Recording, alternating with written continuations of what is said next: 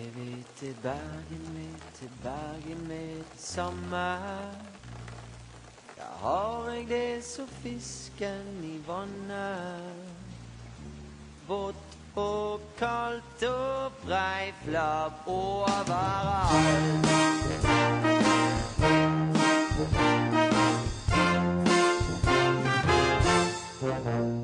Å leve går an uten brann og uten bauekorps og vannkobber på Haukeland. Jeg er glad i godt vær og tørre klær, men likevel så synger jeg så ofte så jeg kan.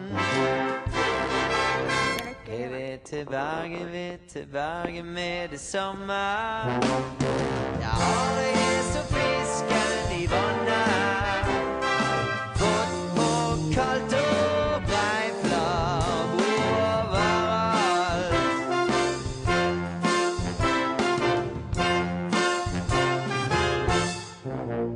Det finnes mye å se.